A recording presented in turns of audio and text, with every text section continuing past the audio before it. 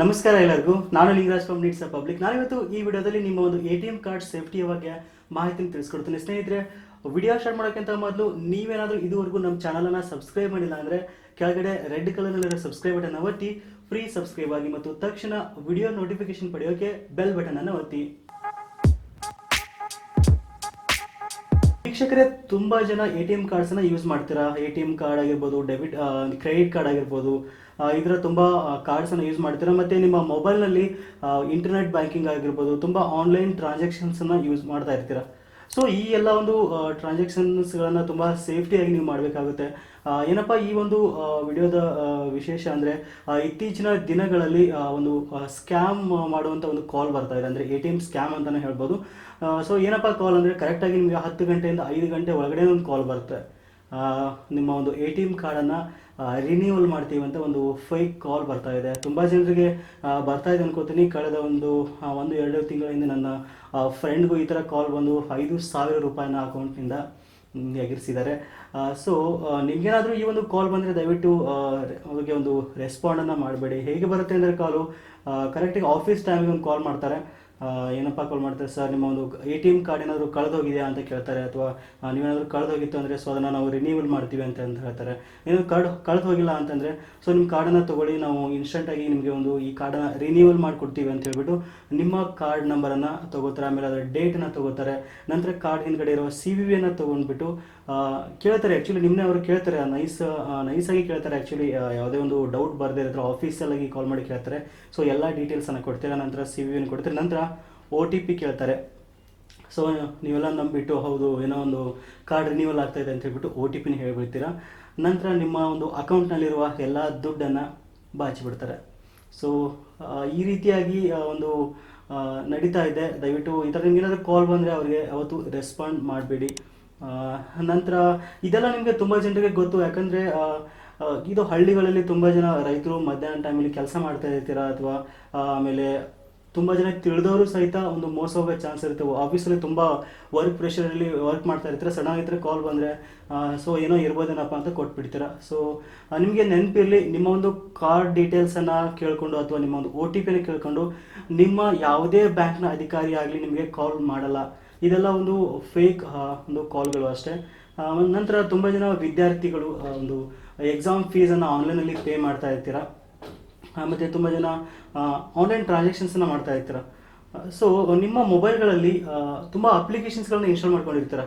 ತುಂಬ ಅಂದರೆ ತುಂಬ ಯಾವುದ್ಯಾವುದೋ ಅಪ್ಲಿಕೇಶನ್ ಇನ್ಸ್ಟಾಲ್ ಮಾಡ್ಕೊಂಡಿರ್ತೀರ. ಸೊ ನೀವು ಆನ್ಲೈನ್ ಟ್ರಾನ್ಸಾಕ್ಷನ್ಸ್ ಮಾಡುವಾಗ ಕೆಲವೊಂದು ಆ್ಯಪ್ಸ್ಗಳಿಂದ ನಿಮ್ಮ ಒಂದು ಟ್ರಾನ್ಸಾಕ್ಷನ್ಸ್ಗೆ ಪರಿಣಾಮ ಬೀರುತ್ತೆ.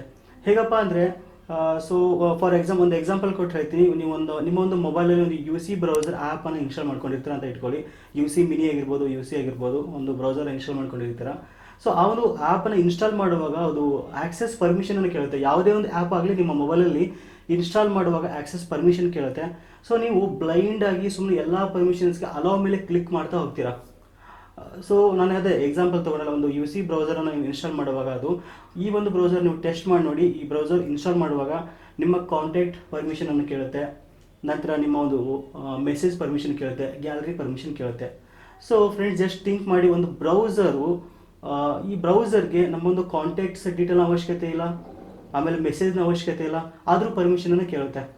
ಸೊ ಈ ರೀತಿಯಾಗಿ ನೀವು ಆನ್ಲೈನ್ ಟ್ರಾನ್ಸಾಕ್ಷನ್ ಮಾಡುವಾಗ ನಿಮ್ಗೆ OTP ಬಂದಾಗ ಈ ಒಂದು ಥರ್ಡ್ ಪಾರ್ಟಿ ಅಂದರೆ ಬೇರೆ ಬೇರೆ ಆ್ಯಪ್ಸ್ಗಳು ನೀವು ಪರ್ಮಿಷನ್ ಕೊಟ್ಟಿರ್ತೀರ. ಆ ಒಂದು ಆ್ಯಪ್ಸ್ ಆಲ್ಮೋಸ್ಟ್ ಎಲ್ಲ ನಿಮ್ಮ ಒಂದು ಇಮೇಲ್ಸ್ ಆಗಿರ್ಬೋದು ಅಥವಾ ನಿಮ್ಮ ಇಮೇಲ್ ಪರ್ಮಿಷನ್ ಕೊಟ್ಟಿರ್ತೀರ, ಆಮೇಲೆ ಒಂದು ಮೆಸೇಜ್ ಪರ್ಮಿಷನ್ ಕೊಟ್ಟಿರ್ತೀರ. ಇದರ ಮುಖಾಂತರ ನಿಮ್ಮ ಒಂದು OTPಯನ್ನು ಸ್ಟೀಲ್ ಮಾಡ್ಬೋದು. ಸೊ ಇದರ ಮುಖಾಂತರ ಕೂಡ ತುಂಬ ಜನ ಹಣ ಕಳ್ಕೊಳ್ಳೋ ಚಾನ್ಸಸ್ ಇರುತ್ತೆ. ಸೊ ನಿಮ್ಮ ಮೊಬೈಲಲ್ಲಿ ಯಾವುದೇ ಅಪ್ಲಿಕೇಶನ್ ಇನ್ಸ್ಟಾಲ್ ಮಾಡ್ಕೊಳ್ಳಿ, ನಿಮ್ಗೆ ಬೇಕಾದ ಅಪ್ಲಿಕೇಶನ್ ಇನ್ಸ್ಟಾಲ್ ಮಾಡ್ಕೊಳ್ಳಿ, ಬಟ್ ಆಕ್ಸೆಸ್ ಪರ್ಮಿಷನ್ ಕೊಡುವಾಗ ಥಿಂಕ್ ಮಾಡಿ, ಈ ಒಂದು ಅಪ್ಲಿಕೇಶನ್ಗೆ ಇದು ಅವಶ್ಯಕತೆ ಇದೆಯಾ ಅಥವಾ ಇಲ್ವಾ, ಈ ಥರ ಥಿಂಕ್ ಮಾಡಿಬಿಟ್ಟು ಆಕ್ಸೆಸ್ ಪರ್ಮಿಷನನ್ನು ಕೊಡಿ.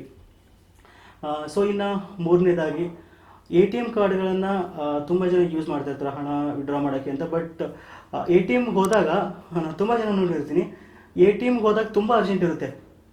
ಅಲ್ಲಿ ಒಂದು 5 ನಿಮಿಷ ನಿಂತ್ಕೊಂಡು ಹಣ ಡ್ರಾ ಮಾಡೋಷ್ಟು ಪುರ್ಸೊತ್ತಿರಲ್ಲ. ತುಂಬ ಅರ್ಜೆಂಟ್ ಹೋಗ್ತೀರಾ, ಸ್ವೈಪ್ ಮಾಡ್ತೀರಾ, ಹಣ ತೊಗೋತೀರಾ, ಸುಮ್ಮನೆ ಬಂದುಬಿಡ್ತೀರಾ. ಬಂದಾದಮೇಲೆ ತುಂಬ ಫ್ರೀ ಆಗಿಬಿಡ್ತೀರಾ. ಬಟ್ ATM ಹೋಗುವಾಗ ತುಂಬ ಅರ್ಜೆಂಟಲ್ಲಿ ಹೋಗ್ತೀರಾ. ಸೊ ಫ್ರೆಂಡ್ಸ್, ನಿಮ್ಮ ಒಂದು ATM ಕಾರ್ಡ್ ಆಗಿರ್ಬೋದು ಅಥವಾ ನಿಮ್ಮ ಒಂದು ಬ್ಯಾಂಕ್ ಟ್ರಾನ್ಸಾಕ್ಷನ್ ತುಂಬ ಸೇಫ್ಟಿ ಆಗಿರಲಿ. ನೀವು ಎ ಟಿ ಎಮ್ಗೆ ಹೋದ್ಮೇಲೆ ಹಣವನ್ನು ಡ್ರಾ ಮಾಡಿದ ಮೇಲೆ ಕ್ಯಾನ್ಸಲ್ ಬಟನನ್ನು ತಪ್ಪದೇ ಒತ್ತಿ. ಏನೇ ಟ್ರಾನ್ಸಾಕ್ಷನ್ ಮಾಡಲಿ, ನೀವು ಹಣ ಬ್ಯಾಲೆನ್ಸ್ ಚೆಕ್ ಮಾಡಿ ಅಥವಾ ಹಣ ವಿಡ್ರಾ ಮಾಡಿ ಬರುವಾಗ ಒಂದು ಕ್ಯಾನ್ಸಲ್ ಬಟನ್ ಮೇಲೆ ಒಂದು ಸಾರಿ ಕ್ಲಿಕ್ ಮಾಡಿ ಬನ್ನಿ. ಇದರಿಂದ ತುಂಬ ಯೂಸ್ ಆಗುತ್ತೆ. ಕೆಲವೊಂದು ಬ್ಯಾಂಕ್ಗಳಲ್ಲಿ ಏನಾಗುತ್ತೆ ಅಂದರೆ ತಮ್ಮ ಮಾರ್ಕೆಟಿಂಗ್ ಪರ್ಪಸ್ಗಾಗಿ ಏನಾದರೂ ನೀವು ತುಂಬ ಟ್ರಾನ್ಸಾಕ್ಷನ್ಸ್ ಮಾಡ್ತಾ ಇದ್ದೀರಾ ಅಂತಂದರೆ ನಿಮ್ಮ ವಿಡ್ರಾ ಒಂದು ಪ್ರೊಸೆಸ್ ಮುಗಿದಾದ್ಮೇಲೆ ಒಂದು ಕ್ವಶನ್ ಕೇಳ್ತಾರೆ, ನಿಮ್ಗೆ ಏನಾದರೂ ಕ್ರೆಡಿಟ್ ಕಾರ್ಡ್ ಬೇಕಾ ಅಂತ, ಎಸ್ ಆರ್ ನೋ ಅಂತ ಆಪ್ಷನ್ ಇರುತ್ತೆ. ಅದೆಲ್ಲ ಅವ್ರು ಕೇಳ್ತಾ ಇರ್ತಾರೆ, ಬಟ್ ನೀವು ಕೇರೇ ಮಾಡಲ್ಲ. ಹಣ ಒಂದು ಬಂದ ತಕ್ಷಣ ಸುಮ್ಮನೆ ಎ ಟಿ ಎಮ್ ತೊಗೊಂಡು ಹೊರಗಡೆ ಬಂದುಬಿಡ್ತೀರ. ಸೊ ಇನ್ನೂ ನಿಮ್ಮ ಪ್ರೊಸೆಸ್ಸಲ್ಲಿ ನಡೀತಾ ಇರುತ್ತೆ. ಸೊ ನೀವು ಹಣ ವಿಡ್ರಾ ಮಾಡಿದ್ಮೇಲೆ ಕ್ಯಾನ್ಸಲ್ ಬಟನನ್ನು ತಪ್ಪದೇ ಒತ್ತಿ. ಸೊ ಇದೆಲ್ಲ ಒಂದು ಕಾಳಜಿನ ನೀವು ನಿಮ್ಮ ಒಂದು ಬ್ಯಾಂಕ್ ಖಾತೆಗೆ ತೊಗೋಬೇಕಾಗುತ್ತೆ. ಸೊ ನಾನು ಮತ್ತೆ ರಿಪೀಟ್ ಮಾಡ್ತಾ ಇದ್ದೀನಿ. ಫಸ್ಟ್ ಆಫ್ ಆಲ್ ನಿಮ್ಗೇನಾದರೂ ಯಾರಾದರೂ ಬ್ಯಾಂಕ್ ಅಧಿಕಾರಿಗಳಂತ ಹೇಳ್ಕೊಂಡು ಏನಾದರೂ ನಿಮ್ಮ ಒಂದು ಕಾರ್ಡ್ ಡೀಟೇಲ್ಸನ್ನು ಕೇಳೋಕ್ಕೆ ಕಾಲ್ ಮಾಡಿದರೆ ಯಾವತ್ತೂ ನಿಮ್ಮ ಕಾರ್ಡ್ ಡೀಟೇಲ್ಸನ್ನು ಕೊಡಬೇಡಿ. ಎರಡನೇದಾಗಿ ನಿಮ್ಮ ಮೊಬೈಲಲ್ಲಿ ಅಪ್ಲಿಕೇಶನ್ಗಳನ್ನ ಇನ್ಸ್ಟಾಲ್ ಮಾಡುವಾಗ ಅನ್ನೆಸೆಸರಿ ಒಂದು ಆಕ್ಸೆಸ್ ಪರ್ಮಿಷನನ್ನು ಕೊಡಬೇಡಿ. ಸೊ ಇನ್ನು ಮೂರನೇದಾಗಿ ನಿಮ್ಮ ಕಾರ್ಡನ್ನು ನೀವು ಹಣ ವಿಡ್ರಾ ಮಾಡಿದ ಮೇಲೆ ತಪ್ಪದೇ ಎ ಟಿ ಎಮ್ ಮಷೀನಲ್ಲಿ ಕ್ಯಾನ್ಸಲ್ ಬಟನನ್ನು ಒತ್ತಿ ಹೊರಗಡೆ ಬನ್ನಿ. ಸೊ ಇದಿಷ್ಟು ಒಂದು ನಿಮ್ಮ ಒಂದು ಎ ಟಿ ಎಮ್ ಕಾರ್ಡನ್ನು ಮತ್ತು ನಿಮ್ಮ ಒಂದು ಬ್ಯಾಂಕ್ ಡೀಟೇಲ್ಸನ್ನು ಒಂದು ಸೇಫ್ಟಿಯ ಪರ್ಪಸ್ ಆಗಿರುವ ಒಂದು ಕೆಲವು ಟಿಪ್ಸ್ಗಳು. ಸೊ ಈ ಒಂದು ವಿಡಿಯೋ ನಿಮಗೆ ಇಷ್ಟ ಆಗಿದ್ದರೆ ಖಂಡಿತ ಲೈಕ್ ಮಾಡೋದನ್ನು ಮರಿಬೇಡಿ, ಮತ್ತು ಈ ಒಂದು ವಿಡಿಯೋವನ್ನು ನಿಮ್ಮ ಎಲ್ಲ ಸ್ನೇಹಿತರಿಗೂ, ನಿಮ್ಮ ಎಲ್ಲ ವಾಟ್ಸಪ್ ಗ್ರೂಪ್ಗಳಲ್ಲಿ, ನಿಮ್ಮ ಎಲ್ಲ ಒಂದು ಫ್ಯಾಮಿಲಿ ಮೆಂಬರ್ಸ್ಗೆ ಖಂಡಿತ ಶೇರ್ ಮಾಡಿ. Thank you for watching. Take care.